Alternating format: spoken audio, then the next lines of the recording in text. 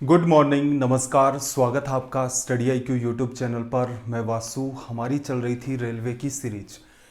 Railway की इस series का आज हमारा डे 119 है। स्टार्टिंग के 90 डेज़ में हमने सिलेबस कंप्लीट किया, फिर 15 डेज़ के अंदर हमने रिवीजन किया। उसके बाद हमने स्टार्ट किए थे मॉक टेस्ट। मॉक टेस्ट की आज हमारी क्लास नंबर 14 है। सेशन स्टार्ट करने से पहले ज़रूरी बात, ये आपको दिख रहा है टेलीग्राम पर जाएं, सर्च करें वासु स्टडी IQ। ये अपना टेलीग्राम का चैनल है। यहाँ पर आपको क्लासेस के PDF मिलते हैं, क्लासेस के लिंक मिलते हैं, प्लस एग्ज़ाम रिलेटेड जो भी इम्पोर्टेंट इन्फॉर्मेशन है वो आपको मिलती है। नीचे वाला जो पार्ट है वो है हमारा Vasu study IQ doubt group नाम से। यहाँ पर आप एग्ज़ाम रिलेटेड अपने डाउट्स पूछ सकते हैं। तो चलिए फिर सेशन स्टार्ट करते हैं आज का अपना मॉक टेस्ट नंबर 14। सवाल को मैं थोड़ा सा जूम कर देता हूं आपके सामने, देखना जरा। क्या कहा इसने कि 5 क्रमागत सम संख्याओं का औसत m है। आपके पास 5 सक्सेसिव इवन नंबर हैं, इनका एवरेज आपको m गिवन है। अगली 5 सम संख्याएं भी शामिल कर ली जाती हैं तो इस या इन 10 संख्याओं का औसत क्या होगा। आगे की इसने 5 सक्सेसिव इवन नंबर को ही शामिल कर लिया है। अब पूछ रहा है नया एवरेज क्या होगा। देखो, ये चीज़ हमने थ्योरी में भी पढ़ ली, मॉक टेस्ट में भी ये चीज़ बार बार आ गई है। लॉजिक आपको पता है कि 2-2 के गैप से आपके नंबर होते हैं। 5 संख्याएं मतलब 10 का गैप क्रिएट हो गया है, बट एवरेज आपका एकदम बीच में मेंटेन होगा ऐसे केसेस के अंदर। तो 5 इधर चले जाएंगे, 5 इधर चले जाएंगे बैलेंस करने में। तो अगर आप 5 संख्याएं बढ़ाएंगे तो इसका मतलब ये हुआ कि नया जो एवरेज है वो m से कितना इंक्रीज हो जाएगा, 5। ये स्थिति आपकी ओड नंबर्स के लिए भी अप्लाई होती थी। तो इसका मतलब इसे हम डीप में तो लेकर नहीं जाएंगे क्योंकि पढ़ चुके हैं इस सवाल को। अगला सवाल देखना जरा। अगले सवाल में इसने आपसे क्या कहा, देखो, किसी गोले का पृष्ठीय क्षेत्रफल, कोई स्फीयर है आपके पास, उसका सरफेस एरिया है 1386, इसका वॉल्यूम हमसे पूछा है। तो देखना जरा, यहाँ पर टोटल सरफेस एरिया क्या होगा, 4 इंटू में पाई आर स्क्वायर लिखा, और इसकी वैल्यू 1386 आपके पास। चलो कैंसिल आउट करते हैं। कैंसिल आउट करोगे तो देखना जरा, 11 से काटा आपने 2 बार, 11 से काटोगे 1 बार, 2 बचा है, 11 2 22 और 11 6 66, 126 आ गया। इसे भी आप कैंसिल आउट करेंगे 2 से तो ये कितना आ जाएगा, 63 लिखा जा सकता है। आर की वैल्यू थोड़ा सा दिमाग लगाना, देखो ये 7 इधर मल्टीप्लाई होगा, 7 गुणा में 63। 63 को क्या लिख सकते हो, 9 इंटू में 7। तो इसका मतलब ऊपर आ गया 9 इंटू में 7 इंटू में 7, अंडर रूट करोगे 9 का 3, 7 इंटू 7 का 7, तो ऊपर 21। ये आपका 4 नीचे की तरफ जाएगा, अंडर रूट करोगे तो ये निकल के आ गया आपके पास 2। वॉल्यूम पूछ रहा है। वॉल्यूम क्या होता है भाई, वॉल्यूम होता है 4/3 पाई की जगह लिख दिया आपने 22/7। रेडियस का क्यूब, रेडियस आपके पास है 21/2, 21/2 एंड 21/2, ये लिखा। इस सवाल में वैसे कोई दमखम वाली बात नहीं है, सिर्फ और सिर्फ इसमें कैलकुलेशन है। सोल्व करें तो देखना जरा, वैसे देखोगे तो देखो ये पाई आर स्क्वायर वाली बात याद आ रही है, किस में पढ़ी थी हमने, टेबल के अंदर। रेडियस जब आपके पास 7 होती है तो पाई आर स्क्वायर की वैल्यू 154, रेडियस 14 होती है तो पाई आर स्क्वायर की वैल्यू 616, और रेडियस जब 21 होती है तो इस पूरे की वैल्यू आ गई 1386, लिखा जा सकता है। ये 4 से 4 आपका कैंसिल आउट हो गया, ये वाला पार्ट इससे 7 बार कैंसिल आउट, 2 का डिवीजन करोगे 6 9 3 आ गया, मल्टीप्लाई करना 7 3 21, 7 9 63, 64 65, 7 6 42, 42 में 6 जोड़ा तो कितना आ गया, 48। 4581 आपका रिजल्ट हो गया। टेबल का थोड़ा यूज कर लिया तो फास्ट हो गया, टेबल का यूज नहीं करते तो थोड़ा सा और टाइम ले लेता। चलो भाई, अगला सवाल आपका रेगुलर पॉलीगन से। रेगुलर पॉलीगन SSC के लिए तो पढ़ा दिया था, रेलवे में डिस्कस नहीं किया था। लेकिन जब ज्योमेट्री आपको पढ़ाई गई थी तब मैंने कहा था कि रेगुलर पॉलीगन की जो 2 क्लासेस हैं आप उनको बेहतर तरीके से देख लेना, क्योंकि जब हम लोग सवाल डिस्कस करेंगे तो उन्हीं से ही हमें काम चलाना पड़ेगा। तो आई होप आपने वो क्लासेस देख रखी होंगी, उसके हिसाब से देखना। क्या कहा, एक समबाहुभुज का आंतरिक कोण उसके बाह्य कोण से 90 डिग्री अधिक है। एक हमारे पास क्या है यहाँ पर रेगुलर पॉलीगन, साइड मान लेते हैं इसकी n है। इस रेगुलर पॉलीगन का इंटीरियर एंगल ये हो गया, एक्सटीरियर एंगल ये हो गया। अब इसने क्या कहा देखो, आंतरिक कोण इंटीरियर एंगल उसके बाह्य कोण एक्सटीरियर एंगल से 90 डिग्री अधिक है। तो इसका मतलब मैं इंटीरियर को 90 डिग्री एक्स्ट्रा दे देता हूं, दे दिया। इंटीरियर और एक्सटीरियर का सम कितना बनेगा 180। तो इसका मतलब 90 तो दे ही दिया आपने, बचा कितना 90, उसे दो इक्वल पार्ट में डिस्ट्रीब्यूट कर दो। 45 इसको दे दिया, 45 इसको दे दिया। तो यहां से हमारे पास एक्सटीरियर एंगल की जो वैल्यू है वो निकल के आ गई 45 डिग्री। और आपने वो सेशन देखा होगा तो आपने एक बात ऑब्जर्व की होगी, कोई भी पॉलीगन हो चाहे वो रेगुलर हो या ना हो, किसी भी पॉलीगन के एक्सटीरियर एंगल का सम हमेशा क्या होता है 360 डिग्री। ठीक है, रेगुलर पॉलीगन होगा तो उसमें क्या होगा, उसमें ये होगा कि हर एक एक्सटीरियर एंगल की वैल्यू आपकी इक्वल होगी। और किसी भी रेगुलर पॉलीगन में जितनी साइड होती हैं उतने ही एंगल होते हैं, उतने इंटीरियर एंगल होते हैं, उतने ही आपके एक्सटीरियर एंगल होते हैं। तो इसका मतलब 45 डिग्री के कई सारे एंगल मिले और सबका सम कितना होगा 360 डिग्री। कितने एंगल मिले होंगे डिवीजन करके देखो, 45 से डिवीजन करोगे कितनी बार, 90 में डिवीजन 45 का 2 बार जाता है और 90 का इसमें 4 बार। तो इसका मतलब नंबर ऑफ साइड्स आपके पास कितनी आ गई यहाँ से 8। अगर अभी भी आपने वो सेशन नहीं देखा है तो उस सेशन को आप जरूर देख लें। चलो भाई, कुछ कुछ सवाल इजी हैं और आगे चलोगे धीरे धीरे वही है, कैलकुलेटिव नेचर के सवाल भी आएंगे, कॉन्सेप्चुअल भी सवाल आएंगे। देखना क्या कहा इसने, 2 sin theta minus 8 cos square theta plus 5 equals to में 0 है। थीटा की वैल्यू 0 से बड़ी है और 90 से छोटी है। पहले तो ट्राई क्या करेंगे, 30, 45, 60 में से कोई एक वैल्यू रखनी है और फिर ऑब्जर्व करना है। फिर tan 2 थीटा और कोसेक 2 थीटा की वैल्यू आपको बतानी है। देखो यहां एक आपको इंपॉर्टेंट बात ये सिखाई थी कि भाई वैल्यू 3 है आपके पास, किसे चूज करें थीटा की जगह। तो आपको एक सीधा सा कंक्लूजन निकाल के ये बताया था, ऐसी वैल्यू रखो जिससे कि जैसे 5 है राइट में चला जाता तो क्या हो जाता -5। ऐसी वैल्यू चूज करो जैसे कोस स्क्वायर थीटा है, कोस थीटा की वैल्यू या तो 1/2 रखोगे या 1/√2 या √3/2। स्क्वायर होगा तो अंडर रूट हट जाएंगे। तो इसका मतलब आपको पता है कोस की तो कोई भी वैल्यू आप रखेंगे तो वो अंडर रूट हटा लेगा। साइन थीटा की वैल्यू अगर 45 रखोगे तो 1/√2, √2 तो मेंटेन रहेगा, सोल्व ही नहीं होगा, वो एलसीएम आ जाएगा, ऊपर कट कर दोगे, इसका मतलब रिजल्ट परफेक्ट वैल्यू नहीं देगा। अगर हम इसकी वैल्यू √3/2 रखें तो √3 कहाँ जाएगा, तो इसका मतलब क्या हुआ, हमें ऐसी वैल्यू रखनी है और ऐसी वैल्यू कितने पर मिलेगी 30 डिग्री पर। अब ये पुट करके जज भी करना पड़ेगा। साइन 30 की वैल्यू रखी है आपने 1/2, 2 इंटू 1/2 1 आ गया, -8 इंटू में 3/4 आ गया और प्लस का आपके पास 5 इक्वल्स टू में 0। 5 और 1 6, 8 3 ये 2 बार कट गया, इससे 6। तो इसका मतलब ये जस्टिफाई, थीटा की वैल्यू 30 रख सकते हो।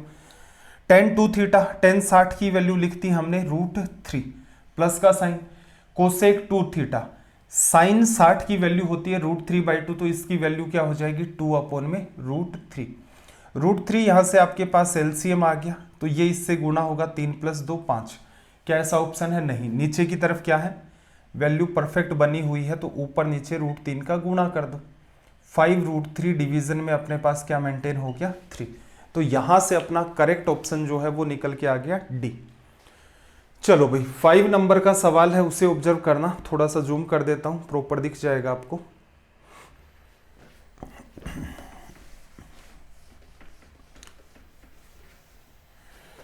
देखो 100 मीटर प्रति मिनट, 2 धावक है, 2 रनर है आपके पास, 2 धावक हैं, 100 मीटर प्रति मिनट और 120 मीटर प्रति मिनट की गति से दौड़ते हैं।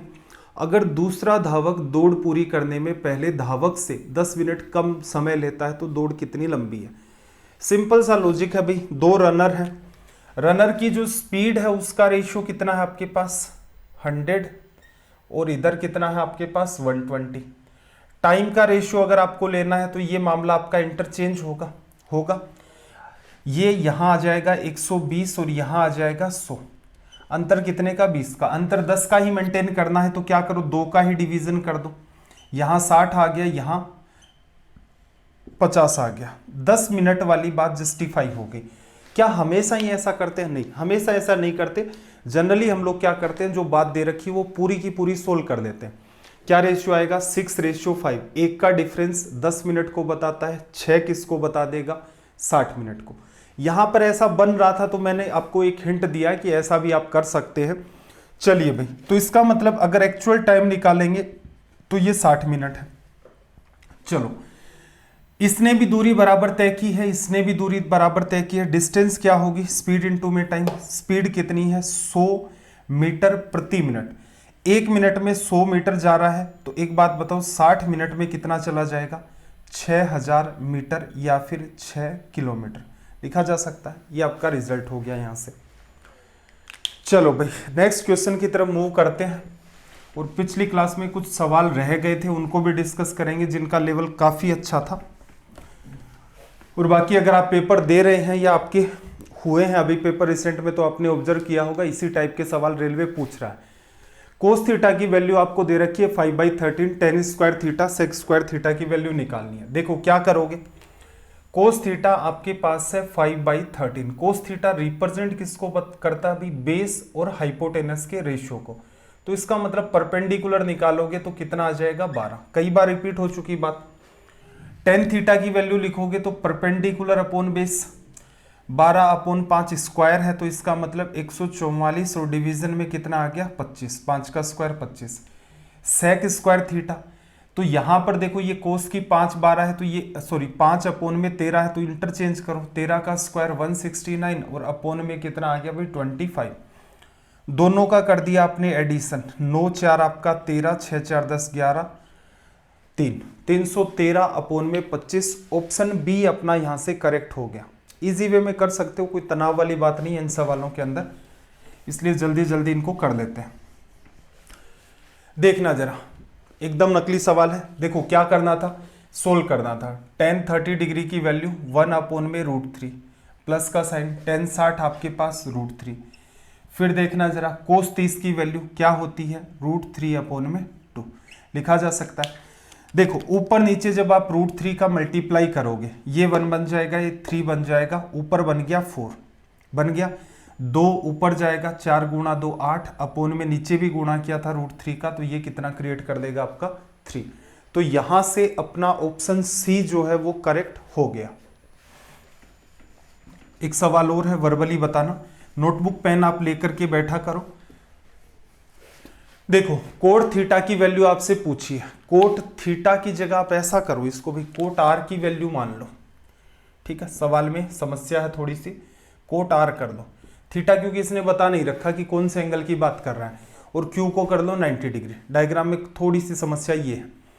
अब देखना, ये एक साइड तो आपके पास 8 है, एक 17 है, तो बची हुई क्यू आर की वैल्यू कितनी होगी? 15। आपको कहा था कि ट्रिपलेट सर्च कर लेना, हाउ टू फाइंड ट्रिपलेट, आगे लिख देना वासु सर। यूट्यूब पर एक वीडियो मिलेगा आपको, उसके अंदर सारी की सारी चीजें एक्सप्लेन की हुई है कि कैसे ट्रिपलेट बनते हैं, कौन कौन से एग्जाम में काम आते हैं। चलो, कोट थीटा क्या होगा? बेस अपॉन में परपेंडिकुलर, बेस की वैल्यू 15 और परपेंडिकुलर कितना आपके पास? 8।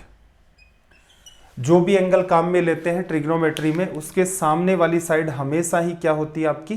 परपेंडिकुलर। तो इस वजह से इसका रिजल्ट ये हो गया। चलो भाई, नेक्स्ट क्वेश्चन की बात कर लेते हैं।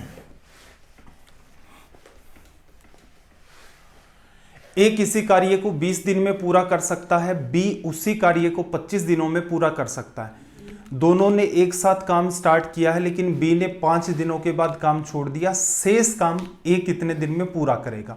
सिंपल सा तरीका, क्या सीखा एग्जाम अप्रोच से? 20 और 25 का एलसीएम लोगे, कितना आ गया? 100। टोटल 100 लड्डू खाने हैं। 5 दिन तक तो दोनों ने काम किया ही है, उन्होंने एक साथ काम स्टार्ट किया है। एक की इफिशियंसी कितनी है भाई? 20 का भाग दे दोगे तो 5 आ जाएगी, 25 का भाग दे दोगे तो 4 आ जाएगी। टोटल वर्क ये था, ये 5 दिनों में कर लिया, ये बचा हुआ काम है। अब ये करेगा कौन? बी तो जा चुका है ए। ए की इफिशियंसी कितनी है भाई? 5। 5 का डिवीजन कर दो पूरे में, देखना 5 से 5 कटा, इधर भी 5 काट दोगे, ये 20। 20 में से 9 चला गया, तो यहां से अपने पास रिजल्ट कितना निकल के आ गया? 11 डेज। और कुछ भी ना मिले आपको सीखने को, तो एटलीस्ट आप एग्जाम अप्रोच पर जरूर कमांड बना करके रखना। सबसे इंपॉर्टेंट पार्ट वही है कि सवाल आसान है तो प्रयास करो कि वो एक ही लाइन में सोल्व हो जाए और किसी टाइप का कोई कंफ्यूजन ना क्रिएट हो। देखो 7 सेंटीमीटर त्रिज्या वाले अर्धगोले का वक्र पृष्ठीय क्षेत्रफल क्या होगा। देखो 7 सेंटीमीटर रेडियस है और आपके पास क्या है, हेमिस्फेयर, उसका वक्र पृष्ठ का क्षेत्रफल आपसे पूछा, कर्व्ड सरफेस एरिया क्या होता है, टोटल लिखते हो 3 pi R square, 2 pi R square इसका क्या होता है, कर्व्ड सरफेस एरिया। तो एक बात बताओ, 7 रेडियस होगी तो पाई आर स्क्वायर की वैल्यू टेबल से कितनी आ जाएगी, 154। उसका जस्ट डबल करना आपको, 154 का डबल करोगे तो कितना आ जाएगा, 308। ये सवाल आपका वर्बली हो जाता, ऑप्शन डी आपका यहां पर करेक्ट रिजल्ट है। देखना जरा इंपॉर्टेंट सवाल बोर्ड मास का। बोर्ड मास के जब भी कभी आप सवाल देखते हैं, आपने किए भी होंगे पास्ट में, तो ध्यान क्या रखना है, एरर सिर्फ और सिर्फ सबसे ज्यादा होने की संभावना यहां है और डिवीजन के अंदर भी छोटी मोटी एरर होने के चांसेस हैं। बोर्ड मास के जब भी सवाल करें, ऑफ वाले पार्ट को स्पेशल फोकस में रखें और उसके बाद डिवीजन। बाकी कोई ऐसा पार्ट नहीं है जहां पर आपके सामने कोई एरर निकल के आ जाएगी इस टाइप से। तो देखना स्टार्टिंग में क्या है, देखो स्क्रीन पर पहले डिवीजन है 36 डिवाइड बाई 42 ऑफ 6 इंटू में 7। बात को थोड़ा ध्यान से देखना, 36 फिर डिवीजन 42 ऑफ 6 है, तो इसका मतलब पहले क्या सोल्व होगा, 42 ऑफ 6। 36 में आपको डिवीजन किसका करना पड़ेगा, 42 ऑफ 6, इसका मतलब 42 और ऑफ एक साथ सोल्व होंगे। उसके बाद साइन आपके पास क्या है, मल्टीप्लाई का, जो कि क्या है 7। एरर हो सकती थी, ये पार्ट दिखने में आपको लग रहा होगा नॉर्मल सा है, खुद अटेम्प्ट करके देखा करें, कुछ दिनों के बाद कर ले, जैसे जो मॉक टेस्ट 10 दिन पहले लगवाया था आपको, एक बार के लिए उसको लेकर के बैठे, 25 से 30 सवाल उसमें आपको मैक्सिमम मिलेंगे, तो ट्राई करें कि उसको 30-40 मिनट में आप डील कर दे जाए, फिर ऑब्जर्व करके देखें कि क्या मिस्टेक किया आपने और कैसे बात बनेगी। फिर देखो अगला पार्ट क्या है, 24 इंटू में 6 और डिवीजन है ना शायद ये भी, हाँ डिवीजन 18। क्या करें, प्लस का साइन, 24 इंटू में 6 और डिवीजन में 18 आ गया, यहां कोई तनाव नहीं है। फिर देखना अगला जो पार्ट आपके पास 3 डिवीजन में 2 माइनस 6, 2 माइनस 6 करोगे तो कितना आ जाएगा, -4। 3 में डिवीजन करना -4 का, माइनस का 3/4, फिर माइनस का साइन, 3 और 4 7 और इसमें डिवीजन किसका, 8 का। यहां तक तो मामला अपना सोल्व हो गया। नीचे वाला पार्ट देखना, 21 डिवीजन में 3 ऑफ 7, पहले 3 ऑफ 7 होगा, 3 गुणा में 7 8, 3 गुणा में 7 21 आ गया, 21 में 21 का डिवीजन, नीचे वाला पार्ट तो 1 बन गया। चलो ये हट गया, इसे सोल्व करना है तो देखना 6 से 6 एक बार काटोगे और 6 7 42, ये भी सोल्व हो गया। 6 3 18, 8 आपके पास कितना आ गया, 24। 8 ये वाली वैल्यू और 1 ये वाली वैल्यू आपके पास 9 हो गया, पूरे का एलसीएम लोगे 8 आ गया, 9 गुणा में 8 कितना 72, माइनस 3 गुणा 2 6 और माइनस का यहाँ पर 7, 13 आप यहाँ से लेस कर देंगे तो रिजल्ट क्या देगा, 59 डिवाइड बाई 8। 8 का डिवीजन करोगे 8 7 56, 56 के बाद कितना बचा, 3/8, ये आ गया अपना यहाँ से रिजल्ट। इंपॉर्टेंट पार्ट सिर्फ और सिर्फ ये वाला है यहाँ पर कि ऑफ को जब सोल्व करते हैं और जब डिवीजन को आप सोल्व करते हैं तो अच्छा खासा आपको ध्यान रखना पड़ता है। चलिए भाई लैंग्वेज को रीड करो जल्दी से।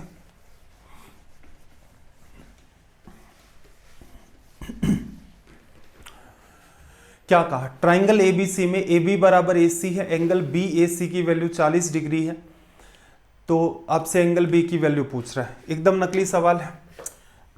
एक ट्राइंगल लिया आपने ABC, AB बराबर AC, AB बराबर AC हो गया। एंगल A की वैल्यू कितनी, देखो BAC की वैल्यू मतलब एंगल A आपका कितना है, 40 डिग्री। ये दोनों एंगल इक्वल होंगे, रीजन दोनों साइड इक्वल है। इस साइड के सामने का एंगल इस साइड के सामने के एंगल के इक्वल। अब देखना तीनों का सम 180, तो यहां से 180 में से तो 40 चला ही गया, 140 बचा, तो ये एंगल 70 का और ये वाला भी एंगल 70 का। तो इसका मतलब यहां से आपसे पूछ रहा था एंगल बी की वैल्यू जो कितनी आ गई, 70 डिग्री। चलो भाई नेक्स्ट क्वेश्चन की तरफ मूव करते हैं, देखना जरा। नेक्स्ट क्वेश्चन में क्या कहा, एक नंबर है आपको, अटेम्प्ट कर सकते हो, अच्छी बात है, तुरंत के तुरंत अटेम्प्ट करो इसको। इसमें ये कहा इसने कि स्टार को किस अंक से प्रतिस्थापित करना चाहिए ताकि 11 से डिविजिबल हो। 11 से डिविजिबिलिटी का रूल क्या है? पहला नंबर, तीसरा, पांचवा, सातवां, ठीक है। ऐसे ही आपके पास दूसरा, चौथा और छठा सबको जोड़ा, 7, 3, 10 और स्टार और 9, 19 प्लस स्टार तो हो गया इसका सम। क्लियर है? इसमें से लेस करना है इनका सम, 5, 2, 7 और 4, 11, और ये डिविजिबल होना चाहिए किससे? आपका 11 से। देखना 19 में से 11 चला गया, आपके पास क्या बचा? 8, 8 प्लस में स्टार अपोन में आपके पास 11। क्या कहा? किस नंबर से स्थापित करें इसको कि डिविजिबल हो जाए? 8 में क्या जोड़े? तो 8 में 3 जोड़ दो, 11 हो जाएगा। तो इसका मतलब आपका ऑप्शन डी जो है वो यहां से ट्रू हो गया। चलो भाई सवाल नंबर 14 की तरफ मूव करते हैं। क्वेश्चन नंबर आपका 14। देखो क्या कहा कि एक बेलन के वक्र पृष्ठ का क्षेत्रफल, कर्व्ड सरफेस एरिया, उसके आधार के क्षेत्रफल का 5 गुना है, तो उस बेलन की त्रिज्या और ऊंचाई का अनुपात ज्ञात कीजिए।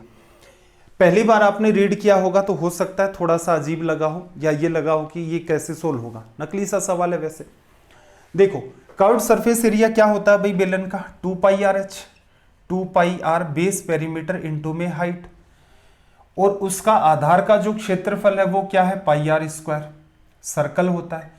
इसका मतलब इसने क्या कहा कि curved surface area base area से का 5 गुना है, इनटू में 5 कर दिया। पूरी बात को सोल्व कर दो भाई। आर से आपका एक आर कट गया, पाई से पाई कट गया। क्या पूछा है? रेडियस और हाइट का रेशियो, आर अपोन में एच पूछा है, 2 इधर आपका मेंटेन है, 5 इसके नीचे भेज दोगे, 2:5 आपका रिजल्ट हो जाएगा। यहां से ध्यान क्या रखना, कई बार डेटा 5:2, 2:5 दोनों ही मिलते हैं, तो मार्क करते टाइम लास्ट में आपको ये ध्यान रखना है कि कहीं कोई गड़बड़ तो नहीं हो रही। देखो अगला सवाल, दो संख्याएं 5:7 के अनुपात में है, यदि पहली संख्या 20 है तो दूसरी संख्या क्या होगी? इससे नकली और क्या सवाल होगा भाई? देखना 5 20 को बताता है, पहली संख्या 20 है, 4 गुना किया, दूसरी संख्या 4 गुना कर दो, 7 गुना में 4 28। पेन तक टच करने की नीड नहीं थी, और ये ऐसे मत समझना, ये भी पूछे गए ही सवाल है। फिर देखो अगले सवाल में, यदि किसी संख्या के 62% और 80% के बीच का अंतर 198 है, तो उस संख्या के 92% और 56% के बीच का अंतर ज्ञात करें। एक बात बताओ, कोई भी संख्या उसका 62% और 80%, अंतर कितने का है भाई? 18% का। ठीक है, अगले केस में देखना अंतर 92 और 56। 56 में अगर आप ऐड करते हैं, 10 जोड़ोगे 66, 76, 86, 30 हो गया, 86 में 6 जोड़ा, कितना आ गया भाई? 36%। इसकी वैल्यू पूछ रहा है, इसकी वैल्यू कितनी है भाई आपके पास? 198। 18% 198 को बताता है, तो 36% इसका जस्ट डबल है, तो जस्ट डबल कर दो, 8 गुणा 2 16, 38 और 1 39, 396 आपका रिजल्ट आ गया। अगर आप इसे वर्बली डील कर सकते थे तो भी संभव था, अगर आप डिफरेंस सीधे सीधे निकाल देते तो कोई तनाव ही नहीं था। अलजेब्रा का सवाल आपके सामने देखो, x ब्रैकेट में 3 - 2/x इक्वल्स टू में 3/x आपके पास है, पूछा क्या है? x³ - 1/x³। इसका मतलब ये हुआ, जो बात पूछी गई है उसके हिसाब से हमें पता चल रहा है कि ये कौन सा पार्ट है अलजेब्रा के, जो 7 पैटर्न्स हमने पढ़ रखे हैं वो वाला। अब क्या करें? x³ - 1/x³ पूछ रहा है, इसका मतलब x - 1/x आपको निकालना है। तो जो पार्ट आपको यहां पर दिख रहा है उसके अंदर देखो मैं गुणा कर देता हूं, x का गुणा किया मैंने, 3x आ गया। फिर देखना x का -2/x से मल्टीप्लाई करोगे, -2 उसे भेज दो आप राइट में, और वो जो 3/x है उसको ले आओ इधर, माइनस का आ गया। x - 1/x ही रख लेते हैं, तो 3 आप क्या करो यहां से कॉमन ले लो, बाहर ले लिया 3, और इसे क्या कर दो? डिवीजन में भेज दो। एक बात बताओ, x - 1/x की वैल्यू आपके पास ये है, तो जब आप क्यूब करेंगे तो क्या लिखेंगे? ये वैल्यू अगर a है तो a³ + 3, इसका क्यूब करोगे 8 अपोन में 27, प्लस का साइन 3 इंटू में 2/3, 27 एलसीएम आ गया, 27 गुणा 2 54 और 8 आपका 62, 62 अपोन में 27 यहां से अपना हो गया है रिजल्ट। चलो भाई क्वेश्चन नंबर 18 की तरफ मूव कर देते हैं। सवाल नंबर 18।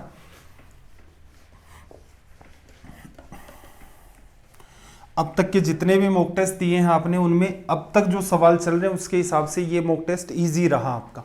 टिपिकल सवाल भी आएंगे, लेकिन देखो, एक विक्रेता ने 63,000 रुपए में 6 सिलाई मशीनें बेची और उसे 5% का लाभ हुआ। यदि वह 15% लाभ अर्जित करना चाहे तो उसे 8 मशीनें कितने रुपए में बेचनी चाहिए।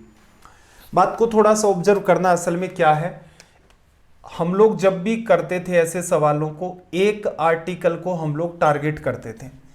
पैटर्न क्या था, रुपीज में एक पैटर्न बनता था, अपोन में आपका परसेंटेज में था, ऐसे ही इधर रुपीज में बनता था और नीचे वैल्यू परसेंटेज में थी।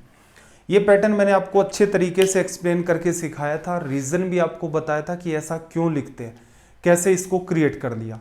और प्लस में कई सारे सवाल ऐसे होते हैं, अगर ये पैटर्न आप डील करते हैं, इस पैटर्न से अगर आप सवालों करते हैं, बिना किसी कंफ्यूजन के तुरंत सवाल सोल्व होंगे, अदरवाइज मामला बड़ा उलझ जाएगा। देखो, 63,000 रुपए में 6 सिलाई मशीन बेची। एक सिलाई मशीन की सेलिंग प्राइस कितनी होगी भाई, 63,000 डिवाइड बाई 6। और जब ये बेचता है, ये तो एक आर्टिकल की सेलिंग प्राइस है, तो 5% का लाभ, सीपी 100%, तो सेलिंग प्राइस नीचे क्या आ गई 105% लिखा। अगला पार्ट देखो क्या कह रहा है कि 15% का लाभ, इसका मतलब 115% में बेचना है।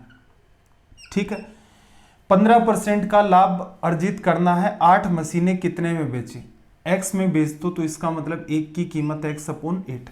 फिर से एक्सप्लेन करने की नीड नहीं है, बस सोल्व करना है। सोल्व करोगे तो देखना जरा, परसेंटेज कट गया, 5 से काटोगे 21 बार, 5 से काटोगे 23 बार, हो गया। 21 से काटोगे इसको कितनी बार, 3 बार, 21 3 63। इसको 3 को आप काटोगे इसके साथ तो कितनी बार, 2 बार। इस 2 को आप यहां से काटोगे तो आपके पास कितना आ गया, 4 बार। ठीक है, 23, 4 नीचे आएगा, 23 गुणा 4 92, और 3 जीरो बचे हुए थे, इधर आ जाएगा, तो ये रिजल्ट देगा 92,000 बराबर x। अगर आपने ये सवाल पहली बार देखा है तो खूब कंफ्यूजन क्रिएट करता है ये वाला पैटर्न, काफी इसमें कैलकुलेशन भी हो जाती है, लेकिन वही 90 डेज में जो कुछ आपको सिखाया था उस पैटर्न से अगर आप इसे डील करते हैं, एक लाइन का आपका पैटर्न बनता है, दूसरी लाइन में रिजल्ट आ जाता है। इवन दो आप चाहें तो दूसरी लाइन ना लिखें तो भी आपका सॉल्यूशन हो ही जाता है। चलो भाई, नेक्स्ट क्वेश्चन की तरफ मूव करते हैं। अब सवालों का लेवल थोड़ा बढ़ रहा है धीरे धीरे। देखना जरा, इसने आपको यहां पर क्या कहा, दी गई आकृति में एपी और बीपी ओ सेंटर वाले एक सर्कल की टेंजेंट है, वृत्त की स्पर्श रेखाएं। एंगल ए पी बी की वैल्यू 62 है। आपसे क्या पूछा, ए क्यू बी की वैल्यू क्या होगी। डायग्राम बना लेते हैं पहले, तो देखना, ये हमारे पास हो गया एक सर्कल, ये पॉइंट हमने ले लिया P, एक आपके पास है टेंजेंट ये वाली। डायग्राम कैसा देता है क्या नहीं देता है तनाव नहीं लेना, सीधे सीधे लैंग्वेज पर जाओ। ए और बी आपकी यहाँ पर टेंजेंट होगी, ओ आपका यहाँ पर है सेंटर सॉरी। टेंजेंट के साथ रेडियस 90 डिग्री का एंगल बनाती है। अब देखो, जब मैंने इसकी थ्योरी एक्सप्लेन की थी तब आपको बताया था, मॉक टेस्ट में भी पीछे सवाल आ चुका इस टाइप का, कि ये जो ए पी बी ओ है ये आपका क्या बनता है, साइक्लिक क्वाड्रिलेटरल, चक्रीय चतुर्भुज। रीजन, इस एंगल का और इस एंगल का सम 180 डिग्री है, तो इसका मतलब दो तरीके से आपको पहचानना बताया था, उनमें एक तरीका यही था, साइक्लिक क्वाड्रिलेटरल में आमने सामने के एंगल्स का सम 180 होता है, बन रहा है। अब इसने आपसे ए पी बी की वैल्यू जो है, ए पी बी की वैल्यू कितनी बताई है, 62 डिग्री। मुझे बताना इन दोनों का सम भी तो 180 होगा, तो उस केस में इसकी वैल्यू क्या होगी, 180 में से 60 चला गया, 120, उसमें से भी 2 चला गया, तो 118 डिग्री हो गई। अब आपसे पूछ क्या रहा है, ए क्यू बी, क्यू कहाँ है भाई आपका, क्यू एंगल है आपका सरकमफेरेंस पर।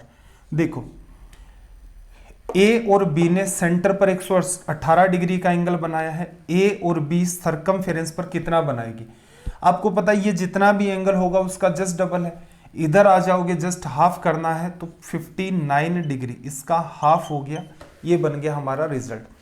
सवाल ऐसा था कि आप चाहे तो इस सवाल को, पुराना पार्ट अगर आपने पढ़ रखा है तो वर्बली डील कर सकते हैं। चलो भाई देखना जरा अगला सवाल।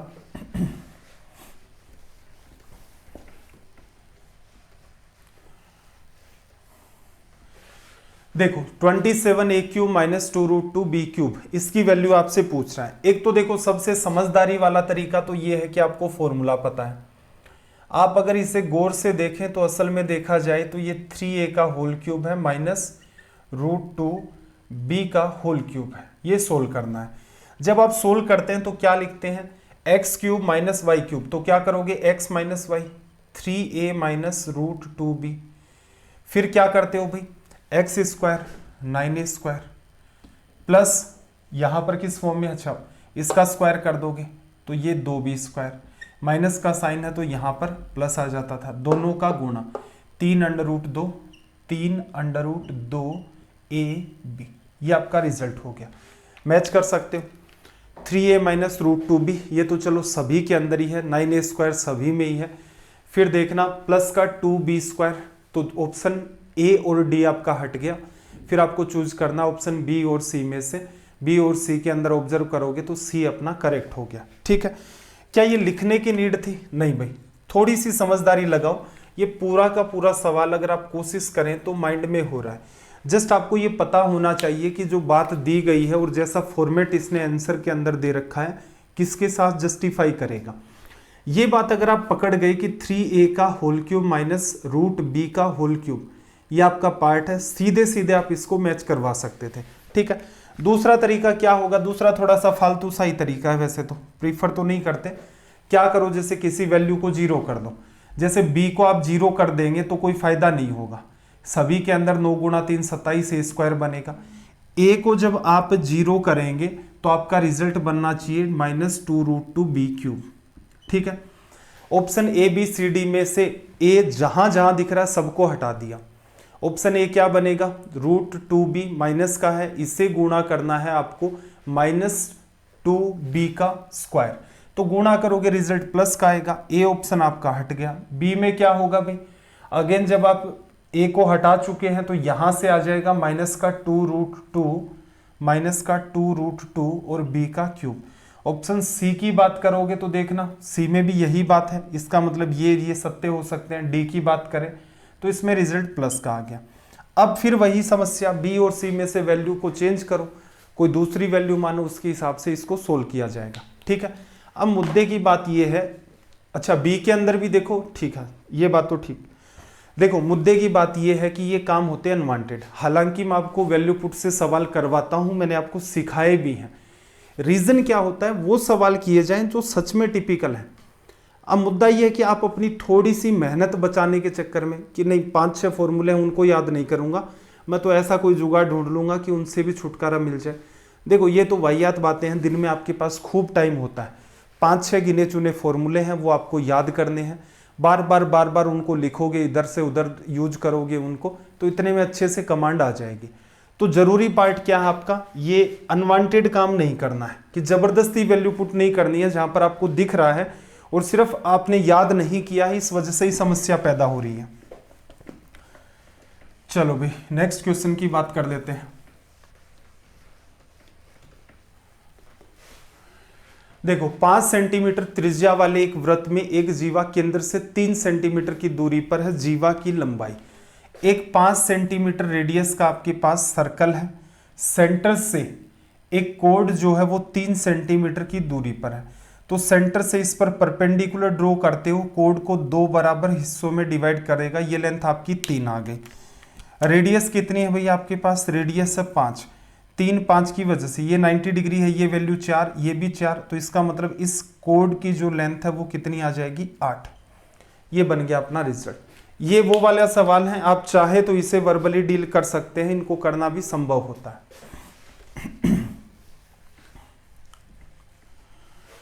नेक्स्ट क्वेश्चन देखना जरा, इसने क्या कहा, थोड़ा सा जूम कर देता हूं इसको।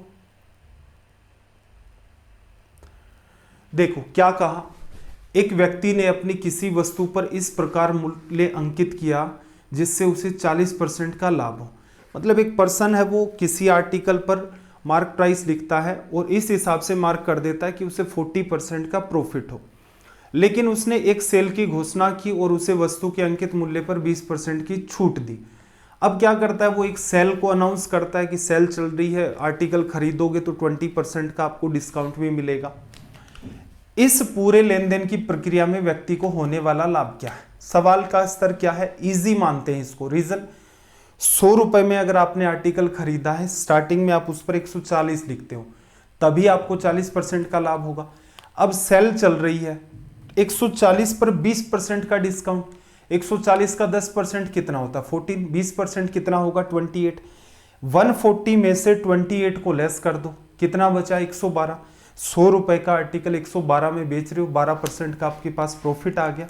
वर्बली इस सवाल को डील किया जा सकता था, ऑप्शन आपका ए करेक्ट होगा। इसीलिए मैं आपको कहता हूं, देखो जब हमने इसे पहली बार किया होगा, जब आपको पढ़ाया गया था, तो बिल्कुल इनको लिख लिख करके आपको एक्सप्लेन किया था। आपने 90 डेज के अंदर अच्छी खासी मेहनत कर ली, आपकी कमांड भी आ गई है। तो मैं आपको ये चाह रहा हूं कि एग्जाम अप्रोच वाले जो सवाल, जैसे मॉक टेस्ट के अंदर जो भी सवाल करें, कोशिश करें कि लगभग के अंदर हमें हमारी जो एग्जाम अप्रोच है उससे काम बन जाए। देखो 3 साल के अंत में एक निश्चित राशि पर साधारण ब्याज 5% पर एनम की दर से 1200 रुपए है। ठीक है, साधारण ब्याज है 1200। समान दर पर समान अवधि के लिए समान राशि पर चक्रवृद्धि ब्याज क्या होगा? एक बात बताओ, 1200 रुपए मिला उसको ब्याज 3 साल में, आपको क्या निकालना है? Compound interest. कंपाउंड इंटरेस्ट में पैटर्न ध्यान है आपको, 3A 3B और C का। ए क्या था भाई? 1 साल का सिंपल इंटरेस्ट, कितना मिलेगा? 400 रुपए मिल गया। फिर क्या होगा? 3 बार आपको इंटरेस्ट पर इंटरेस्ट मिलेगा, इसका 5%, इसका 10%, 40 से 5% 20 हो गया। फिर इसका भी 5% एक बार, 20 गुणा 500 और एक आ गया 1260 और एक आपका 61। कुछ करना ही नहीं था। रीजन ये है, ये पार्ट आपको गिवन है और बचे हुए जो पार्ट है उनके ऊपर सीधे सीधे 5% की तरह डील कर दो। ट्री मेथड की नीड नहीं थी। रीजन क्या आपको बताया था कि जहां पर रेट ऑफ इंटरेस्ट बदलती है या CI माइनस SI का अंतर, उसमें भी हालांकि हम लोग ट्री को अवॉइड कर देते थे, काम चल जाता था। लेकिन जहां पर रेट ऑफ इंटरेस्ट आपकी अलग अलग साल में अलग अलग चल रही है, वहां पर इसे प्रीफर करते थे। देखना जरा, अगला सवाल है, थोड़ा सा ध्यान से स्टार मार्क कर दो इस सवाल को। क्वेश्चन नंबर अपना जो 24 है, अच्छा सवाल है। देखो, यदि 2x square plus y square plus 8z square minus 2√2xy plus 4√2yz minus 8zx equal में किसके बराबर है? ax plus y plus bz का स्क्वायर। पूछ क्या रहा है? a square b square minus ab की वैल्यू। सारा का सारा खेल किसका है? कंपेरिजन का। जैसे लेफ्ट साइड में सारी बातें आपको दे रखी हैं, एक बार के लिए मैं इसे डिटेल में करवा रहा हूं भाई। रीजन क्या है? ऐसा सवाल हमने अलजेब्रा में नहीं उठाया है और ये सवाल है आपका CGL के अंदर पूछा गया। इवन CGL में ये सवाल प्री में भी पूछते हैं वो लोग और मेंस में भी पूछते हैं। तो एक बार के लिए मैं जो कहना चाह रहा हूं उसे डिटेल में समझ लो। 2√2y 4√2yz और माइनस का 8zx। स्क्रीन से हल्का सा बाहर गया है तो इसे एडजस्ट कर लेते हैं। देखो नीचे जो पार्ट आपको दे रखा है ax plus y plus b, ये असल में ऐसा समझो a plus b plus c का होल स्क्वायर है। करते हो तो क्या आएगा? पहली टर्म का स्क्वायर। पहली टर्म का स्क्वायर करोगे तो क्या आ जाएगा? a स्क्वायर एक्स स्क्वायर आ गया। फिर y का स्क्वायर आएगा दूसरी टर्म, चलो। फिर तीसरी टर्म क्या होगी? bz का स्क्वायर, तो इसका मतलब b स्क्वायर और z स्क्वायर आ गया। फिर क्या होगा? पहली और दूसरी टर्म का मल्टीप्लाई, फर्स्ट और सेकंड टर्म का मल्टीप्लाई करोगे तो twice of 2 into ax into y, 2axy। ठीक है, अगली टर्म क्या होगी भाई? 2bzy, 2b और आपका z और आपका y। फिर अगली टर्म ट्वाइस ऑफ abxz, ये आ गया। चलो ये और भी बाहर जा रहा है क्या? असल में देखो एग्जाम अप्रोच भी देखेंगे। अब देखो आपने जैसा ये पैटर्न था वैसा का वैसा इसको सोल्व करके लिख लिया। ये असल में देखा जाए तो सवाल किसका है? कंपैरिजन का। ठीक है, कंपैरिजन का कैसे भाई? एक्स स्क्वायर का मल्टीपल क्या है आपके पास? 2, और एक्स स्क्वायर का मल्टीपल क्या है? A square. ए स्क्वायर की वैल्यू कितनी हो गई? 2। ठीक है, जेड स्क्वायर का जो मल्टीपल है वो आपका बी स्क्वायर है, तो इसका मतलब बी स्क्वायर की जो वैल्यू हो गई वो कितनी हो गई 8। और किसकी वैल्यू चाहिए आपको, ए बी की वैल्यू। ए बी कहाँ दिख रहा देखना मल्टीप्लाई में, ए बी यहाँ, एक्स जेड का जो मल्टीपल है वो कितना है ट्वाइस ऑफ ए बी। तो आप यहां से कह सकते हो कि ट्वाइस ऑफ ए बी की जो वैल्यू है वो बराबर किसके है -8 के। सोल्व करोगे तो ए बी की वैल्यू कितनी आ गई -4 लिखा जा सकता है। पूरे को ही सोल्व करना है, a square plus b square, 8 + 2 आपका 10 आ गया, minus a b, minus minus क्या आ गया प्लस, तो ये रिजल्ट क्या दे देगा 10 और 4 आपका 14 लिखा जा सकता है। क्या असल में इन सवालों को एग्जाम में ऐसा किया जाता है? देखो रेलवे में अगर ऐसा सवाल आ जाए, क्योंकि इससे पहले पास्ट में ऐसा कोई सवाल नहीं पूछा गया है, एसएससी सीजीएल इसे प्री में भी पूछ चुका है, अभी रिसेंट में एसएससी सीजीएल ने इन सवालों को मेंस में भी पूछा है। इंपॉर्टेंट बात यह है कि आप ठीक ठाक मेहनत कर लें, कुछ भी लिखने की नहीं नीड है यहाँ पर। नकली कैटेगरी में इस सवाल को आप शामिल कर सकते हैं, मेरे साथ सोच करके देखना कैसे। आपको पता है जो राइट साइड में टर्म दे रखी है वो a + b + c का होल स्क्वायर है, ठीक है।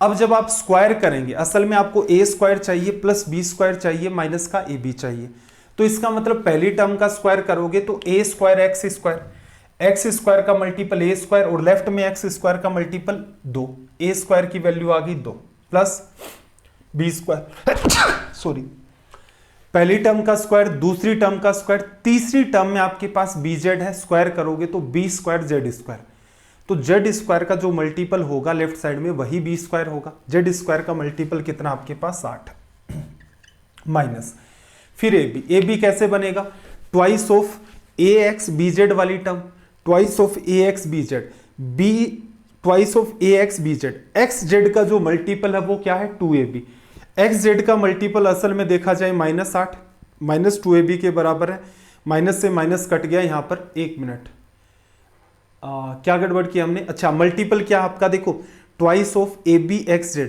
और उसकी वैल्यू -8 zx है, zx से तो zx हट गया, 2ab की वैल्यू -8 है, ab की वैल्यू -4 होगी, माइनस पहले से ही लगा है प्लस कर दिया, रिजल्ट आ गया 14।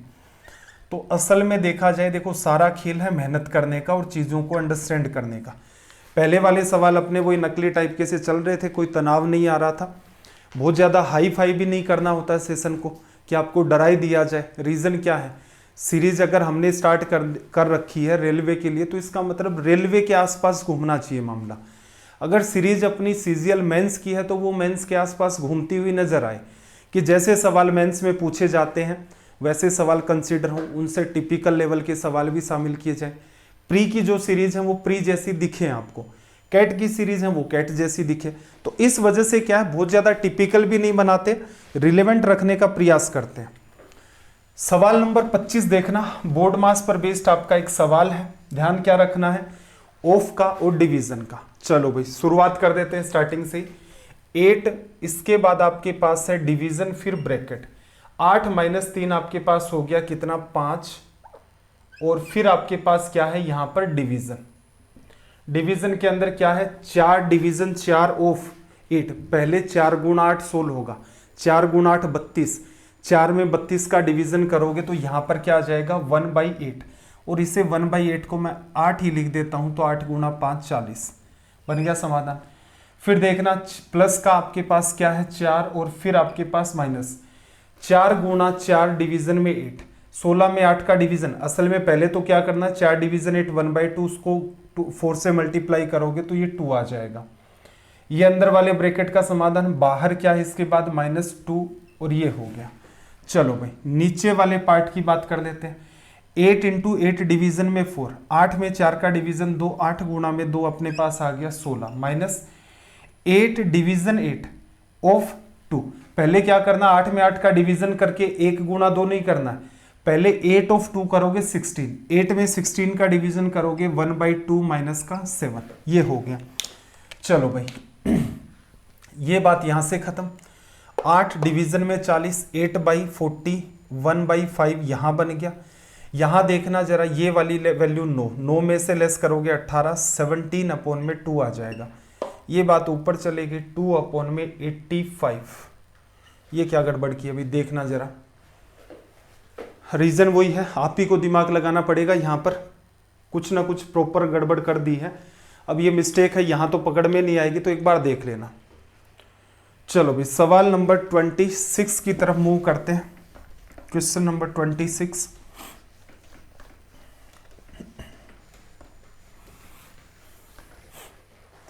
देखो त्रिज्या, यहां पर क्या कहा इसने,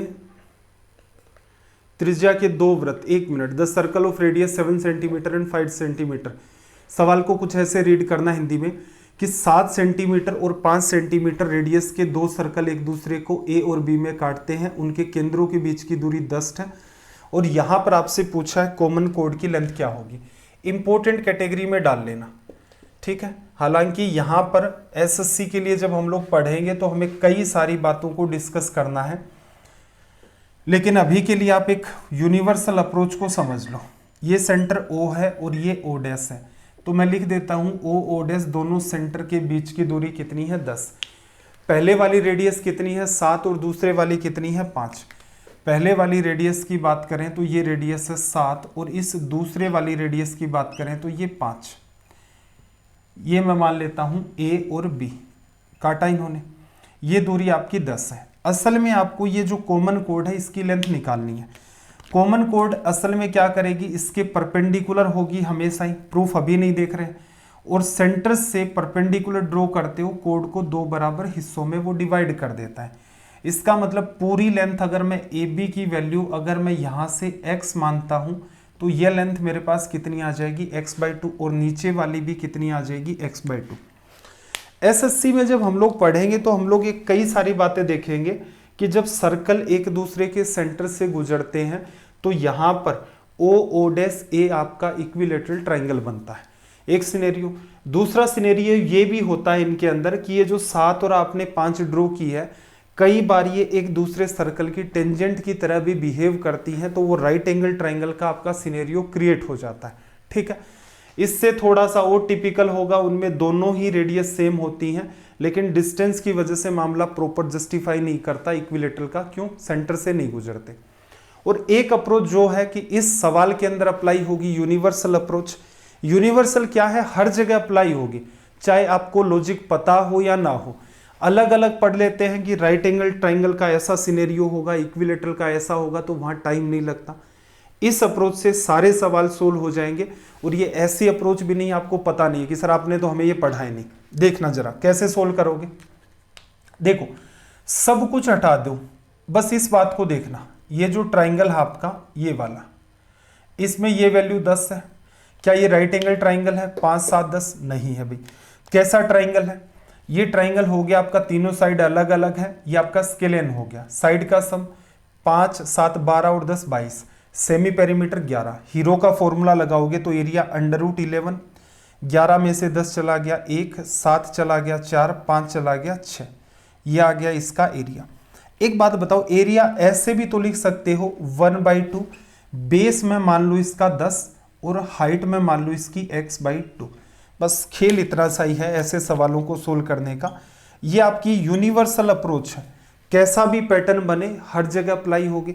चलो सोल्व कर देते हैं। 1/2 कुछ बाहर निकल रहा है यहाँ से? बाहर तो कुछ भी नहीं निकला, देखो अच्छा रूट के अंदर ही है। देखो 4 आपका बाहर चला गया, ये आपका इससे कैंसिल आउट कर दोगे आप 5 से, 4 बाहर आएगा 2 बन के, 2 गुणा में 2 4, अपॉन में आपके पास 5 और 11 गुणा में 6 66, बराबर किसकी वैल्यू आ गई? x की। यही आपसे पूछ रहा था, 4√66 अपॉन में 5। अगर आपके पास ठीक ठाक कमांड है मेरे हिसाब से आप इसका जो डायग्राम है उससे अवॉइड कर सकते हैं। एसएससी में तो खैर पढ़ेंगे तब अवॉइड करना ही करना है, लेकिन रेलवे में भी थोड़ा सा दिमाग लगाएं। तो जैसे मेरे पास कुछ मैसेजेस भी इस टाइप के आए थे कि सर आपने कोड में ये सेक्शन नहीं करवाया रेलवे के अंदर। देखो मुद्दे की बात यह है कि आप एक चैप्टर का कोई पर्टिकुलर पार्ट देखते हैं कि अच्छा ये शब्द टीचर ने नहीं लिखा तो मानेंगे नहीं हुआ है या नहीं हुआ। टीचर ये देखता है कि उसे सारा का सारा मैथ्स ऊपर से नजर आ रहा है कि अच्छा ये ज्योमेट्री है, इसमें इतने इतने पार्ट हो गए, यहाँ ये वाला सेक्शन है। रेलवे के हिसाब से आपको मोर देन सफिशिएंट पढ़ाया जा चुका है। अब 90 क्लासेज हैं, हो सकता है आपको 90 क्लासेज कम लग रही हूँ, ये भी तो सीन हो सकता है कि सर 100 घंटे या 110 घंटे की आपने क्लास ली, इतने में ही कैसे काम चल सकता है। ठीक है, मुद्दा ये सारी चीज़ें मैंने आपको पढ़ा रखी हैं। मॉक टेस्ट को आप अच्छे तरीके से देखा करें। रीज़न क्या है, कुछ कुछ सवाल नए उठाते हैं और उनके कॉन्सेप्ट मैं यहाँ पर आपके सामने एक्सप्लेन करता हूँ कि जितना हमने पढ़ा है उसी के हिसाब से अपना काम धूमधाम से चल जाए। चलिए भाई अगले सवाल की बात करते हैं, क्वेश्चन नंबर 27।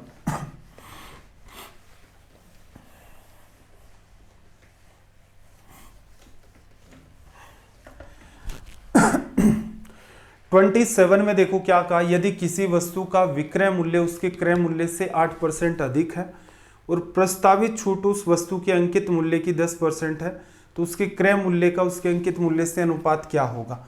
देखो सीधा सा लॉजिक वैसे देखोगे तो क्या है, सीपी क्रय मूल्य cost price selling price cost price से 8% अधिक है, सीपी का 8% क्या होगा, सेलिंग प्राइस। छूट उस वस्तु के अंकित मूल्य की 10% है, तो देखो मार्क प्राइस जितनी भी लिख रखी है उसका 10% कर दोगे तो कितना आ जाएगा, 90%। ये लिखा, दोनों ही एसपी हैं, सोल्व कर दो, परसेंट खत्म, 18 5 90, 18 6 108। सीपी अपोन में एसपी का रेशियो कितना आ गया भाई, सीपी अपोन में एमपी 5:6। ये आपका रिजल्ट हो गया, कोई तनाव नहीं लेना था। चलो भाई सवाल नंबर 8 देखना, क्या कहा, 10% वार्षिक ब्याज की दर पर निवेश की गई 8,000 की राशि ब्याज को 6 माही आधार पर चक्रवृद्धि किए जाने पर एक निश्चित अवधि में 9,261 रुपये हो जाती है। उसी धनराशि पर पूर्व की ब्याज दर से दुगुनी दर पर उतनी ही अवधि का चक्रवृद्धि ब्याज कितना होगा यदि ब्याज को वार्षिक आधार पर चक्रवृद्धि किया जाए। देखो रेट ऑफ इंटरेस्ट आपकी कितनी है भाई, 10%। ठीक है, कंडीशन क्या है यहाँ पर, हाफ ईयरली, 6 महीने के लिए ब्याज की रेट कितनी काम करेगी, 5%। ठीक है, 8,000 रुपये 9,261 हो जाते हैं। अब यहां पर काम की बात सुनना, 4 स्टार ही लगा लो। एक छोटी सी बात मुझे बताओ, ऐसे सवालों में कभी भी आपको एग्जैक्ट टाइम नहीं निकालना है, एग्जैक्ट टाइम नहीं निकालना है, आपको जस्ट एक आइडिया होना चाहिए। रीजन ऐसा तो होगा नहीं इस सवाल के अंदर जो टाइम देगा वो ऐसा होगा कि 2 साल 37 दिन, ऐसा कुछ नहीं होगा। या तो 6 महीने होगा, 12 महीने होंगे, 1.5 साल होंगे, 2 साल होंगे, हाफ ईयरली आपकी कंडीशन चल रही है, ऐसा ही सीन क्रिएट होगा। कॉमन सेंस लगाना है, क्योंकि अगर आप कॉमन सेंस यहां पर डेवलप कर ले गए, कई बच्चों को कंपाउंड इंटरेस्ट इसलिए मुश्किल लगता है क्योंकि वो अप्रोक्सीमेशन का सहारा ही नहीं ले पाते हैं। वो सोचते हैं कि मैं एकदम एग्जैक्ट पॉइंट पर जाकर के सोल्व करूंगा। अब रीजन उसका यही है कि एक तो टीचर आपको सिखाए कि भाई ऐसे ऐसे दिमाग लगा लो, दूसरा आप प्रीवियस ईयर क्वेश्चन करें और वहां पर उस चीज को यूज करें कि अच्छा अप्रोक्सीमेट का तो ये खेल होता है। 8,000 का 5% निकालोगे, 10% 800 होता है, 5% 400। 400 रुपये ब्याज पहले 6 महीने का, अगले 6 महीने का 400 और कुछ और मिलेगा, उससे अगले का 400 और उसके ऊपर कुछ ये चलेगा। 1200 से मेरा ब्याज कुछ ना कुछ ज्यादा निकल के आएगा। अब देखो 9,261 हुआ, 1261 ब्याज मिला, कितना टाइम लगा होगा भाई, 2 ही साल। अगर 6 महीने ही होते तो ब्याज 800 कुछ आता। 6 महीने 18 महीने हैं, इसका मतलब ब्याज कितना आएगा, 1200 कुछ। ब्याज बन भी 1200 कुछ रहा है। अगर आप अगले 6 महीने और काउंट कर देंगे तो ये मामला कितने में चला जाएगा, 1600 कुछ के अंदर। तो यहां से आपने कॉमन सेंस लगाया कि असल में ये जो टाइम है 1.5 ईयर है, ये सारा का सारा खेल है। इसीलिए मैंने आपको यहां 4 स्टार लगवाए कि छोटी छोटी चीजें हैं, इन पर आप एग्जैक्ट के चक्कर में लगेंगे, आपका अच्छा खासा टाइम किल होगा। बेटर ये रहेगा कि थोड़ा सा आप कॉमन सेंस लगाएं, इसके हिसाब से आप चीजों को जज कर दे जाएं। कई कलाकार इनको रट भी लेते हैं, उनका तो अलग ही चरम ही होता है। फिर वो 20% मतलब 5% होगा 20 से 21, जैसे ही क्यूब करेंगे 20 का क्यूब 8,000, 21 का क्यूब 9,261। वो भी उस लेवल के बच्चे होते हैं। अब सोच के देखो, आपका उनसे भी तो कंपटीशन होता है, हम तो सिखाते हैं भाई। रीजन ये होता है कि हर चीज का निचोड़ निकाल करके बच्चे के सामने रख दो कि ये सारा का सारा सिनेरियो है, ये 2 बातें हैं, इनको सीधे ध्यान रख लेगा, टाइम सारा बच गया। अप्रोक्सीमेशन का सहारा लेगा तो टाइम ऐसे बचेगा। ऐसे सवालों में एग्जैक्ट डेटा के चक्कर में पड़ोगे, टाइम बहुत ज्यादा किल होगा। चलो 1.5 साल का मामला सेट हो गया। अब क्या कह रहा है, रेट ऑफ इंटरेस्ट तो कर दी हमने 20%, ठीक है, 1.5 साल का ब्याज। अब एक बात बताओ, पहले साल का 8,000 पर 20% कितना ब्याज आएगा, 1600 रुपए। अगले 6 महीने का निकालना है तो 20% निकालोगे, उससे आधा करोगे, 10% ही निकाल दो। यहां से कितना 800 और इसका 10% 160 ब्याज पर ब्याज। पहला साल, अगले 6 महीने, 2400 2560 रुपए आपका रिजल्ट आ गया। एक बार के लिए इस सवाल को आप माइंड में सोल्व करने का प्रयास करना, क्या आप इसे सोल्व कर पाते हैं या नहीं कर पाते, ठीक है। दिमाग पर डाउट नहीं करना है, कर ले जाओगे, कोई तनाव नहीं है। 29 नंबर का देखो जरा, क्वेश्चन नंबर 29। क्या कहा, ए बी को 20% की हानि पर, फिर बी सी को, सी डी को, डी इतने में खरीद लेगा। ए और सी द्वारा किए गए नुकसान के बीच का अंतर क्या है, ठीक है। सवाल इंपॉर्टेंट ऐसा इसलिए है क्योंकि आप अमूमन जो किताब देखते हैं उनमें क्या मिलता है कि ए ने कितने में खरीदा, डी की वैल्यू दे रखी है, तो यही सीन चलता है। कैलकुलेटिव बनाने का एक तरीका यह है कि ऐसा कुछ सवाल आपसे पूछ ले। चलो भाई, कैसे डील करोगे, देखो मान लेते हैं ए ने उसे ए रुपए में खरीदा, 20% की हानि, 80% 4/5 पर बेचा। बी 12.5%, 12.5 1/8 होता है, 9/8 पर बेच दिया। सी 8% का लॉस करेगा, 8% का लॉस कितने में, 92% में। 92 4 से कटेगा ना आपका, क्या करोगे, 92 अपॉन में 25, 8% निकालोगे, 8/100 2, तो ये कितना आ जाएगा, 23, ये आ गया। डी इसे ले लेता है 248.40 के अंदर, ठीक है। एक पॉइंट तो चलो यहां से कोई खास नीड है नहीं उसकी। सोल्व करें तो देखना जरा, यहां पर 4 से आपने इसको काटा 2 बार, ठीक है।